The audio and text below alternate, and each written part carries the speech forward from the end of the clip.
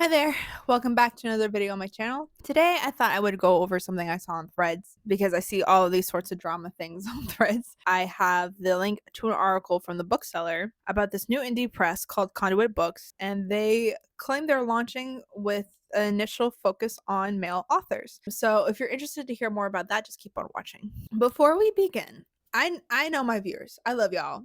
I know you are intelligent. As am I. My instinct on this is that this is a big marketing ploy. I think this person, whoever's running this indie press, understands that there is a lot going on in the world right now, a lot of division. And I think this is a way for them to capitalize on that to gain interest in their publication, whether it's positive or negative interest, right? So I'll be reading this article to you. Oh, we can talk about it however we want to talk about it. But I would strongly encourage you guys, like, I'm not telling you what to do, but I'm strongly encouraging you guys to just like ignore this person. Just do not engage with this because I feel like that's what they want.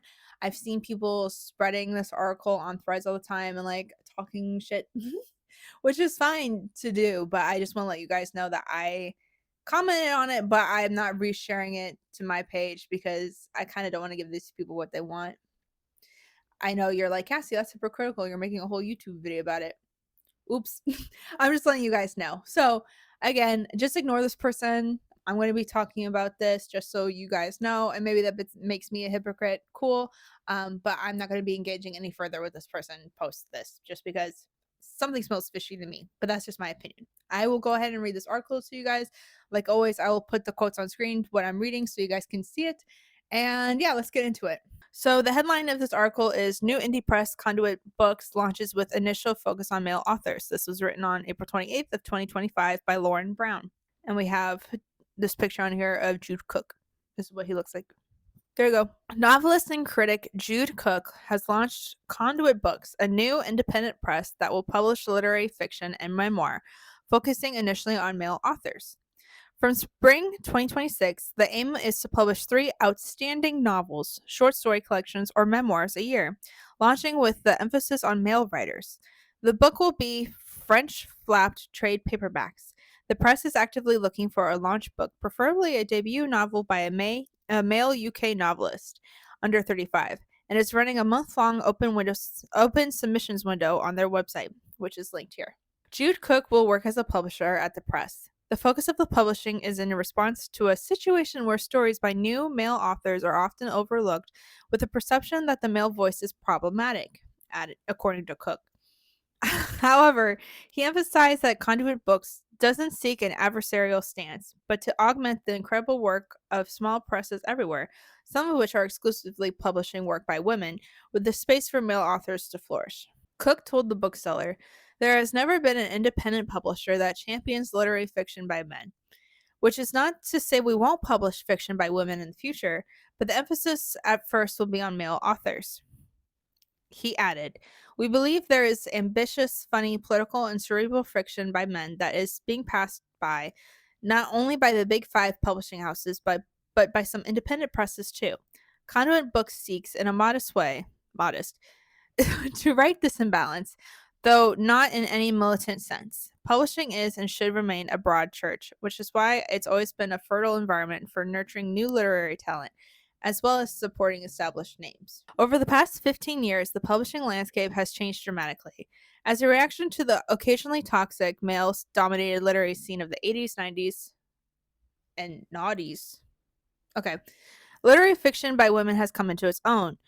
Most of the excitement and energy around new and adventurous fiction is around women authors, and this is only right as a timely corrective. However, he said Conduit Books will seek to publish a range of overlooked issues, including fatherhood, masculinity, working class male experience, sex and relationships, and negotiating the 21st century as a man. In 2025, Cook was one of the judges for the Republic of Congress Prize for Small Presses and has been published by Heinemann Random House, Brian Essay 2013, and Unbound, Jacob's Advice 2020. He also has experience of editing as a reader for the literary consultancy. He regularly reviews fiction for The Guardian, TLS, The Spectator, and Literary Review, and is an associate lecturer in creative writing at Westminster University. The comments in this are kind of what you would expect. So if you scroll down, there's a little bit, like 3 comments, but they made me giggle. The first one, LMAO. Bro forgot the last 500 years of publishing. And then the other one says, won't somebody think of the men? Frowny face. A lot of my peers online were like reacting to it and basically saying what a lot of you would probably feel. It's like, oh, okay, but like, when hasn't the publishing world been dominated by men? You know, there's a reason why even a lot of like genre movements or literary movements are still quoted as in male names. I would also just like to point out that even as a young writer, somebody who was always wanted to write, right, who was femme presenting, I was always told that I should just use my initials instead of my first name because it would dissuade men from buying my book if they knew I was a woman. And that's something that a lot of female authors have chosen to do, right? I mean, as much I don't like her, but look at J.K. Rowling, same thing. They thought young boys wouldn't buy her book because she's a woman. So she put her initials on there as well. Lots of people still do that, especially if they don't write women's fiction specifically. A whole genre that's women's fiction just because it would cater to something that women would be perceived to like rather than just having, you know, a normal category like men. Okay. So yeah, I think this is done as a reactionary thing. I think in a culture where there's certain people that want to get rid of DEI initiatives and the like, that of course someone would want to monopolize on that kind of culture. It does not surprise me in the least. And I think it's very common for people, and I say people, I mean like influencers and stuff, to kind of gear towards the right for a money grab. I'm sure it's just like what this person's doing. I'm glad that they acknowledge the fact that writing has not been fair for the past all of existence. But now that women are getting their spotlight, it's like, oh, wait, never mind. We don't do that here. And I also think something like interesting to point out as well, I don't think people have really considered, is the fact that like a lot of book readers or people who would be purchasing books tend to be women predominantly, but also queer folk, right? Or people who might not fit into the gender binary. A lot of straight cis-het white men don't read. Unfortunately, I don't want to paint people with a broad brush because that's not fair either, right? And like clearly there's going to be exceptions to the rule, but statistically as a whole, a lot of men don't read. and people don't read in general here in US, but especially out of readers, a lot of them aren't men. And I'm just going to say that's why we are in the situation we are in, period. But yeah. Oops. Anyway, so I would argue to this person that if they really want to focus on male voices and male narratives, which again, I think books about fatherhood would be so interesting to read. I actually have, speaking of fatherhood, I have this book I have just chilling called First Dads, and it's called First Dads, Parenting and Politics from George Washington to Barack Obama. So see, I'm clearly somebody who cares about the concept of fatherhood, and this book was really interesting because it compares their parenting styles to some of the policies they enacted during their presidencies. Obviously, Donald Trump isn't in this because it's an older book, but also yikes. So yeah, so one would be great, very interested in hearing more about fatherhood or certain perspectives from a male perspective. I'm not against that, but what I do find frustrating about this is the complete overlook to how the male perspective fits into what we deem literary in general. I did a video kind of about this with talking about TikTok and anti-intellectualism and all that stuff. It was a popular video, and although I said things in that video that I still agree with, but there's some points that people brought up that like I was like, oh, maybe you're right. Like like I was talking about how I don't think people who exclusively read smut are real. Like I kind of was like in a disbelief about that until I met somebody at a book event who was very interested in my books, right? Loved the plot, loved everything about them. But then they asked me if they had sex scenes in it, and I said no. And then they refused to buy my book because there was no sex scenes. So I stand corrected. I stand corrected on that. There were some commenters that were like, Cassie, no, there's actually people who will refuse to engage with any books if there's not sex in it. I didn't think that was real. Now I know that's real. Thank you. So that's one amendment I'd like to make.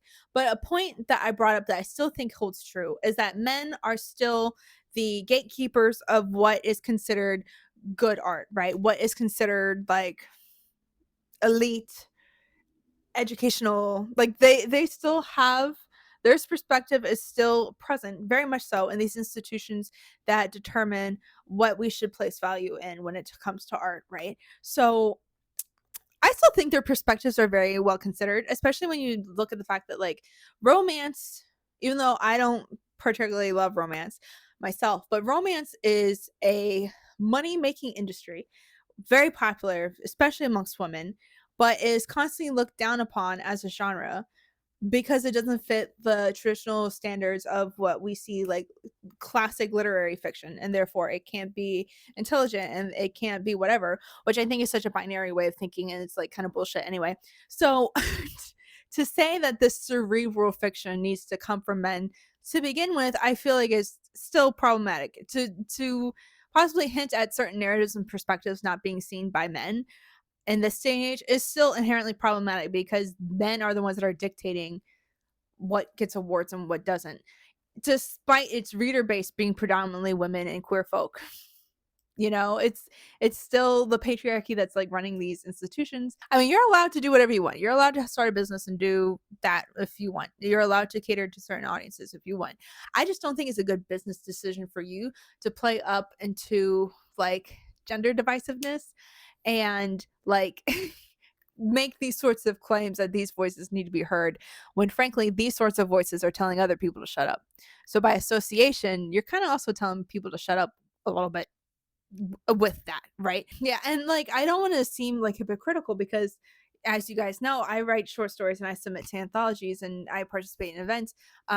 So some anthologies I've participated in have just been for female identifying writers. Some anthologies I've participated in have been for just queer folk, or some events I participated in were for independently published queer people within the horror genre, right? So yeah, those are niche specific events. But again, like I said, if you are an underrepresented voice in a community, you need to find your tribe, you need to find your people, and y'all need to stick together more so to just get on the same decibel level as somebody who's already been at the top, right?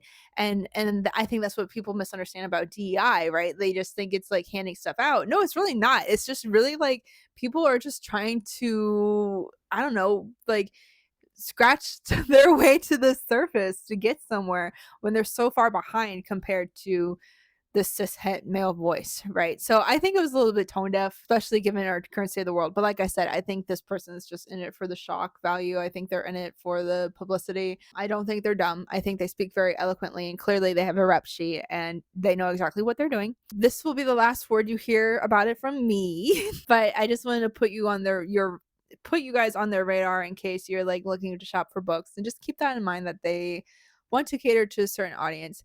Not even just saying like, oh, I want to cater to a male audience. No, they want to cater to an audience that's okay with this idea, or that believes that women somehow have a leg up now in publishing, despite literally centuries and centuries of not being allowed to go to college, not being allowed to be educated, not being taught how to read or write. Women's education is still such an issue in this world. That Malala got shot for trying to go to school, right? So there is still systemic inequalities, especially when it comes around literacy and literature for folks, that I think is ridiculous. And it's like such a privileged take to say that like men don't have a leg up in this world when it comes to like writing books and publishing books, just because women's stories are being demanded now. Yeah, women read. And so they're going to want stories that like reflect their experiences in some way, you know what I mean? And plus like let's not pretend, and they also acknowledge that men kind of do a shitty job of writing women even in the most innocent cases, right? There's like memes going around of like men describing sex scenes or men describing women walking down the streets boobily or whatever. Like there's memes out there for a reason of just people making fun of the way that like there's men write descriptions of women. I'm not saying the inverse can't be true with like women writing men unrealistically, but it's just like a meme for men to write women so crazy. Again, we can criticize some of the book talk girlies for that too, in terms of like, you know, member size, I guess. But it's hard for me to talk about this because it's such like a also a gender binary divide.